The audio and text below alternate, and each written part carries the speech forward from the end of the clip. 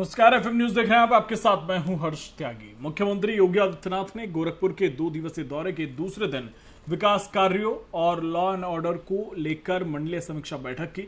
इस दौरान जनप्रतिनिधि भी मौजूद रहे। बैठक के पहले उन्होंने कोरोना और करंट लगने से मृत्यु का शिकार हुए युवकों के परिजनों को 2-2 लाख की आर्थिक सहायता का चेक दिया। उन्होंने अधिकारियों को निर्देश दिए कि विकास कार्यों में किसी भी तरह की कोताही ना बरतें। बरसात के पहले ही बांधों की मरम्मत के साथ साथ शहर में होने वाले जल जमाव की समस्या को देखते हुए नालों की साफ सफाई सुनिश्चित करें।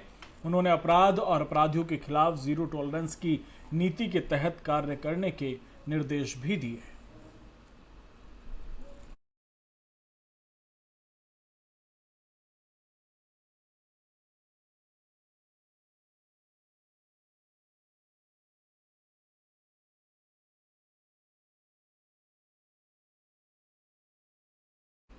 बाइक सवार बदमाशों की लखनऊ की हाईटेक पुलिस को खुली चुनौती है। मामला लखनऊ के गुडम्बा थाना क्षेत्र का है, जहां बदमाशों ने पुलिस को खुली चुनौती दे डाली। फिल्मी अंदाज में बाइक सवार बदमाशों ने कार पर फायरिंग कर दी। बाइक सवार बदमाशों ने 6 से 7 राउंड फायरिंग की है। आपको बता दें कि यूपी में कल ही एडीजी एलओ ने अलर्ट जारी किया था। अलर्ट जारी होने के बाद पुलिस ने पूरे शहर में पेट्रोलिंग की थी और उसके बाद भी इस तरह की घटना सामने आई है। आपको बता दें कि बाइक सवार बदमाशों ने पुलिस को खुली चुनौती देते हुए एक गाड़ी पर 6 से 7 राउंड के करीब फायरिंग की है। और राजधानी लखनऊ का ये मामला है। और ज्यादा जानकारी के साथ एफएम संवाददाता नितिन अवस्थी हमारे साथ जुड़ गए हैं। नितिन, क्या है ये पूरा मामला, पहले विस्तार से बताएं। हर जी, आपको बताना चाहूंगा कि ये गुडम्बा थाना क्षेत्र के अंतर्गत का मामला है और आज करीब दोपहर की बात है, 2 बजे की बात है, जब ये लोग 5 लोग थे, कार सवार थे। जो पीड़ित वह है नदीम नाम का लड़का है, जो उनके साथ बाकी और लोग हैं। ये लोग नीलाव वाटर पार्क गए थे घूमने, वहां से वापस हो रहे थे। जो उनके अनुसार है, उनका कहना है कि वो लोग वापस आ रहे थे। उस दौरान उनकी जो पुरानी रंजिश थी कुछ लोगों से, वो करीब 4-5 बाइकों से थे और उन्होंने पीछा करते वक्त जब गाड़ी उन लोगों ने नहीं रोकी है तो इन लोगों ने कई राउंड यानी 6 से 7 राउंड गोलियां चलाई हैं और उनका कहना है कि हाँ, गोले भी फेंके हैं।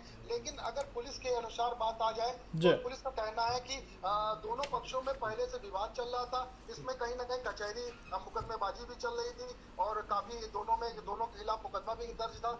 तो पुरानी रंजिश को लेकर ये पूरी वारदात हुई। गुडम्बा थाना क्षेत्र का मामला है और जो ये वारदात हुई है, मड़ियाओं से इंजीनियरिंग कॉलेज होते हुए गुडम्बा तक की गोलियां चली हुई है, लगातार गोलियां चलती रही। लेकिन सबसे अहम बात ये है कि कल जिस तरह से मॉनिटरिंग चल रही थी सड़कों पर, डीके ठाकुर कमिश्नर हमारे लखनऊ के लगातार सर्च कर रहे थे, क्योंकि जिस तरह से जो दिल्ली में बवाल हुआ था उसकी कहीं झलक लखनऊ में देखने को न मिले। इसलिए एडीजी प्रशांत कुमार ने भी कल बाइट में यही कहा था कि सख्त रवैया रहेगा लखनऊ की सड़कों पर।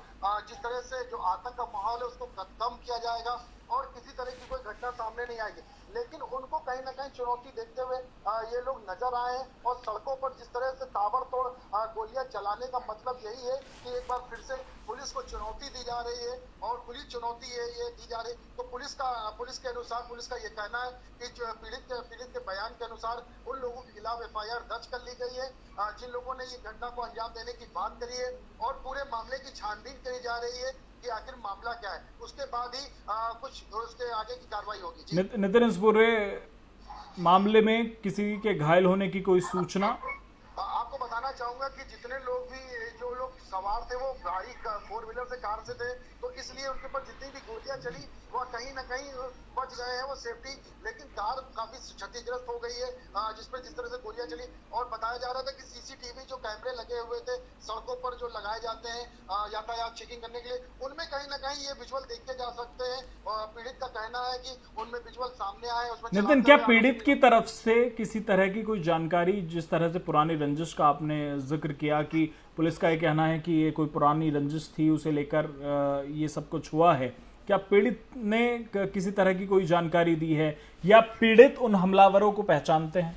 बिल्कुल आपको बताना बताना चाहूंगा हर्ष कि जिस तरह से पीड़ित ने आज बाइक में भी उसने कहा है कि जिस तरह से उसके ऊपर जो हमला हुआ है वह सोची समझी साजिश के तहत हुआ है, क्योंकि उसे पहले से उसका विवाद चल रहा था, जमीनी विवाद था। तो उसको देखते हुए कहीं ना कहीं दोनों में काफी पहले से मुकदमा भी चल रहा था कचहरी में। और ये जो छूट पीड़ित आया ये इस कुछ दिन पहले जेल में था, उससे छूट के आया है बाहर, उसके ऊपर कहीं ना कहीं जिस तरह से ये ताबड़तोड़ गोलियां चली है, तो ये पुरानी रंजिश को लेते हुए दोनों पक्षों में लड़ाई झगड़ा चल रहा था। उसमें कहीं ना कहीं ये देखा गया कि जिस तरह से ये लोग जा रहे थे घूमने, तो उसमें टारगेट बनाया गया और ये 7-8 लोग थे, बाइक सवार थे, पूरी तरीके से इन्होंने हमला बोल दिया, जिसको बचाने के लिए वह सीधे तौर पर थाने की ओर भागे और गुडम्बा थाने में जाकर उन्होंने एफआईआर दर्ज कराई, पूरे मामले की बात बताई। और नितिन, जो एफआईआर दर्ज हुई है पीड़ित की तरफ से, क्या वो नामजद हुई है या अज्ञात के खिलाफ हुई है?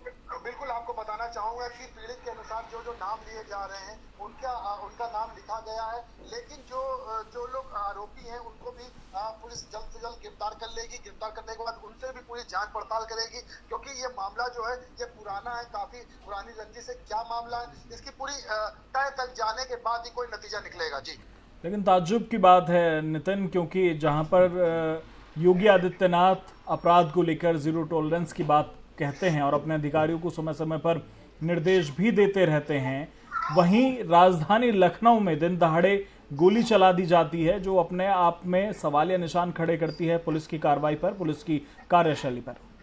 बिल्कुल आपको हर्ष बताना चाहूंगा कि जिस तरह से लगातार, क्योंकि कल जो दिल्ली में मामला सामने आया था उसको देखते हुए पूरे उत्तर प्रदेश में चेकिंग अभियान जारी कर दिया गया है। और एक बार फिर से जिस तरह से डीके ठाकुर कमिश्नर हमारे लग गए हैं सड़कों पर, सभी को आदेश दे दिए हैं, जितने भी डीसीपी एसपी हैं सबको ये कहा गया है कि वह सर्चिंग करें, मॉनिटरिंग करें और पेट्रोलिंग करके कहीं ना कहीं जांच बढ़ के तो सभी गाड़ियों की चेकिंग करी जाए कि कोई ऐसी कोई असमंजस सामग्री प्राप्त न होने पाए जिसमें कोई सवालिया निशान से, तो उनकी जांच चल रही। लेकिन उससे पहले एडीजी का बयान भी आया था कल दिल्ली को लेकर उन्होंने बोला था, और आज लखनऊ के लेकर भी बोला है उन्होंने कि लखनऊ में पूरी तरीके से सुरक्षा का जो माहौल है वो बना रहेगा और लोगों को घर से निकलने में किसी तरह की कोई दिक्कत नहीं होगी, क्योंकि अपराधी जो है वो अपराध करने में चूक नहीं रहा है और पूरी तरीके से हर तरफ ताबड़तोड़ कोई ना कोई घटना रोजाना ही सामने मिल रही। तो उत्तर प्रदेश को पूरा उन्होंने हैंडल करने की बात कही और पूरे उत्तर प्रदेश में शिकंजा कसने की बात करी अपराधियों के ऊपर, क्योंकि जिस तरह से जो माहौल चल रहा है वो देखा जा रहा है, क्योंकि कई राजनीतिक भाषण भी भड़काऊ आ रहे हैं और ये भी देखा जा रहा है कि कुछ लोग इसमें षड्यंत्र साजिश के तहत कुछ ऐसा करना चाहते हैं जिसमें उत्तर प्रदेश सरकार की छवि खराब हो। बहुत बहुत शुक्रिया नितिन आपका तमाम जानकारी के लिए।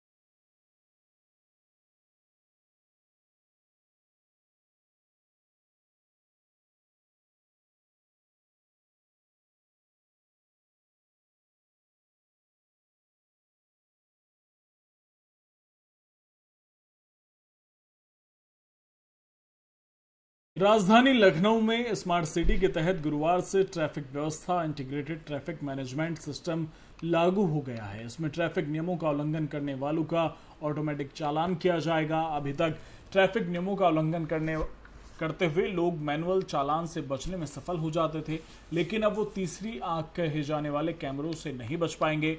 अब यातायात नियमों का उल्लंघन करते हुए पाए गए तो ऑटोमेटिक उनका चालान होकर उनके मोबाइल पर मैसेज भेज दिया जाएगा। इस प्रक्रिया को सुचारू रूप से चलाने के लिए ITMS लागू करने की प्रक्रिया पूरी कर ली गई है।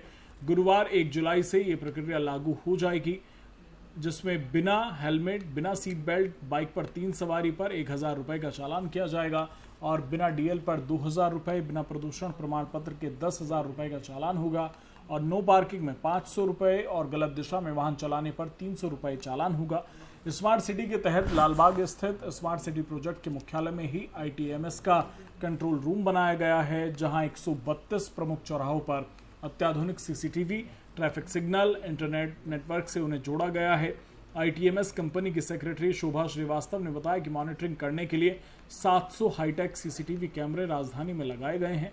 ये कैमरे ऑटोमेटिक यातायात नियमों का उल्लंघन करने वालों की फोटो खींच लेंगे और उनका चालान उनके घर पहुंच जाएगा। इस ऑटोमेटिक चालान में वाहन चालक यातायात नियम तोड़ने का फोटो, समय, स्थान भी दर्ज होगा, जिससे कि वाहन चालक ये भी देख सके कि आखिर उसका चालान किन नियमों का उल्लंघन करने को लेकर हुआ है। उन्होंने बताया कि 132 चौराहों पर 700 सीसीटीवी कैमरों से निगरानी की जा रही है, जिसमें गुरुवार को लगभग 5 घंटे में 100 गाड़ियों का चालान किया गया।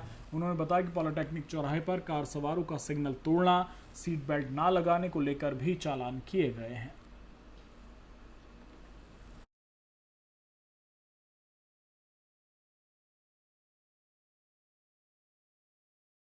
दवाओं की आपूर्ति में करोड़ों रुपए का घोटाला करने वाले बदायूं के 3 पूर्व मुख्य चिकित्सा अधिकारियों के खिलाफ केस दर्ज किया गया है। 2004 से 2006 के बीच हुए घोटालों की जांच आर्थिक अपराध शाखा ईओडब्ल्यू कर रहा था। जांच पूरी होने के बाद एफआईआर दर्ज की गई। बदायूं जिला अस्पताल में साल 2004 से 2006 तक दवा खरीद मामलों में उजागर हुए भ्रष्टाचार की जांच कर रही ईओडब्ल्यू ने अपनी जांच पूरी कर ली है। इस मामले में एजेंसी ने बदायूं के 3 तत्कालीन सीएमओ समेत 7 लोगों के खिलाफ मुकदमा दर्ज किया है। आरोप है कि आरोपियों ने फर्जी नोटिफिकेशन के जरिए करोड़ों की दवाओं की खरीद कर सरकारी धन को लूटा था। ईओडब्ल्यू ने बदायूं के तत्कालीन सीएमओ रहे doctor Hariram, doctor MP Bansal, doctor Sudhakar Dwivedi, Badaun जिला चिकित्सालय के तत्कालीन एसएमओ डॉक्टर सीपी सिंघल, तत्कालीन फार्मासिस्ट अनुपम कुमार दुबे, आरबी यादव, सुरेश चौरसिया को इस पूरे घोटाले का आरोपी माना है। इन सभी आरोपियों पर भ्रष्टाचार निवारण अधिनियम के तहत मुकदमा दर्ज किया गया है।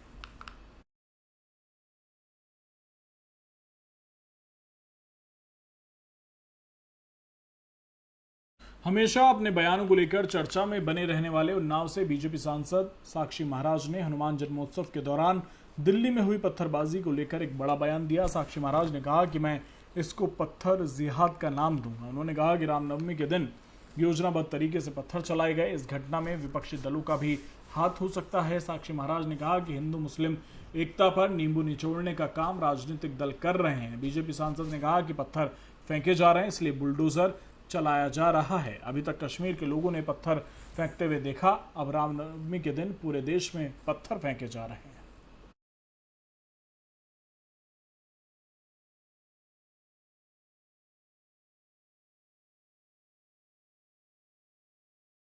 गंगा यात्रा कार्यक्रम में सीएम योगी आदित्यनाथ सम्मिलित हुए। इस दौरान सीएम योगी आदित्यनाथ ने गंगा यात्रा कार्यक्रम में कहा कि हमने राज्य में गंगा नदी में गिरने वाले सीवरेज और औद्योगिक कचरे के प्रवाह को रोकने के लिए 46 परियोजनाओं में से 25 को पूरा कर लिया है। शेष 19 में काम चल रहा है। हम इन योजनाओं को समयबद्ध तरीके से आगे बढ़ा रहे हैं। मां गंगा के लगभग 2500 किलोमीटर के लंबे प्रवाह में जो 5 राज्य आते हैं, उनमें उत्तर प्रदेश में मां गंगा और यमुना जी का आशीर्वाद सर्वाधिक प्राप्त होता है। यूपी नमामि गंगे परियोजना को सफलतापूर्वक आगे बढ़ाने में सफल हुआ है।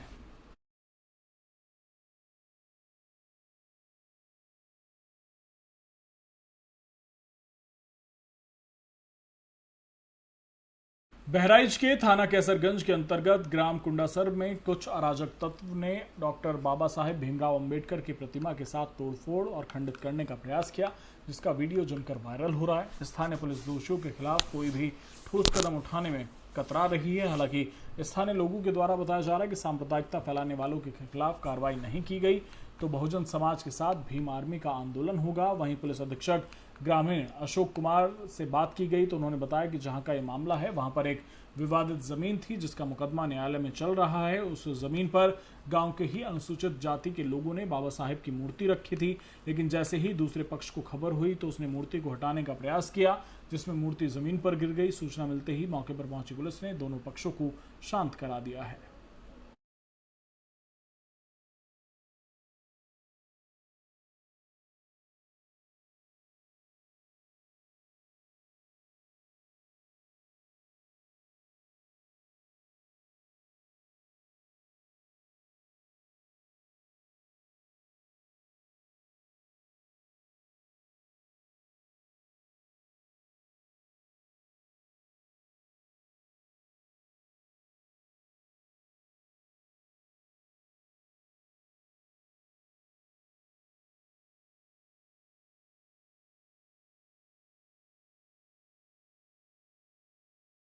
महंगाई के साथ साथ स्कूल में पढ़ने वाले बच्चों की भी फीस लगातार बढ़ने से अभिभावक परेशान हैं। स्कूल मैनेजमेंट के द्वारा लगातार फीस वृद्धि से अभिभावक परेशान हैं। बच्चों को स्कूल तक ले जाने का ट्रांसपोर्टेशन चार्ज में वृद्धि के कारण और फीस में वृद्धि के कारण एनसीआर पेरेंट्स एसोसिएशन और निफोमा के सदस्यों ने अनूठा प्रदर्शन किया, जिसमें सड़क पर बैठकर लोगों के बूट पॉलिश कर रहे हैं और उससे मिले चंदे को वो स्कूल में जमा करेंगे। फिलहाल सभी अपने हाथों में बूट पॉलिश लेकर आज दिन भर बूट पॉलिश करेंगे और इससे जमा पैसों को जिला अधिकारी को देंगे। उनका कहना है कि हमारा सांकेतिक तौर पर एक स्कूल माफियाओं के खिलाफ धरना प्रदर्शन है।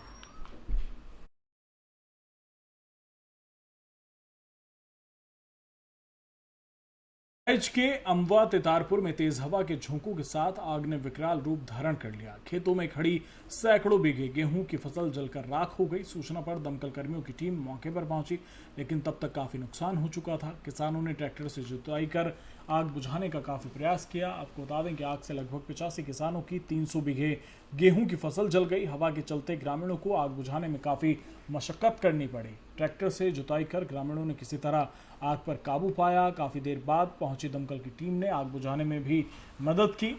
तहसीलदार विपुल कुमार सिंह ने बताया कि फसल नुकसान का आकलन किया जा रहा है और किसानों को मदद दिलाई जाएगी।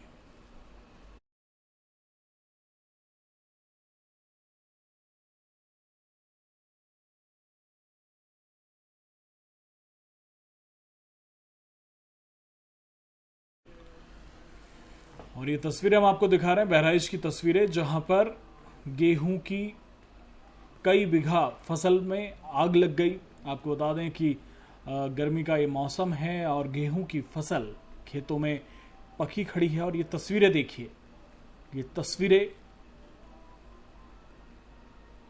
उस किसान के लिए भयावह तस्वीरें जिसने कड़ी मेहनत करके इस फसल को तैयार किया, इंतज़ार किया, और जब अब ये फसल पकने आई, जब उसे उसकी मेहनत का फल मिलने वाला था, तब इसमें आग लग गई। आग लगने की वजह स्पष्ट नहीं हुई है, लेकिन एक बड़ा नुकसान हुआ है। तहसीलदार का कहना है कि आग पर काबू पा लिया है और फसल के नुकसान का आकलन किया जा रहा है और किसान की मदद की जाएगी। लेकिन सवाल ये कि आखिर इस वक्त पर आकर जो इस तरह के मामले सामने आते हैं, इससे पहले भी कई जगह मामले सामने आए जहां पर खड़ी फसलों में आग लग गई। कई वजह सामने आती हैं।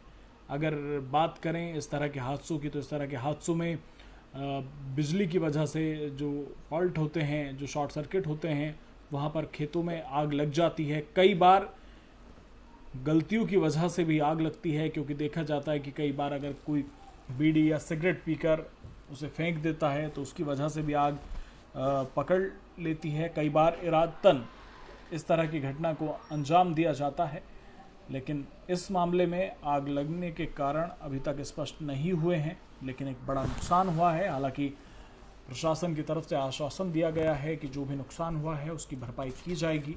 आकलन किया जा रहा है और लगभग 300 बीघा गेहूं की ये फसल जलकर राख हो गई, जो एक बड़ा नुकसान किसानों के लिए है। पूरे साल की मेहनत बर्बाद हो गई।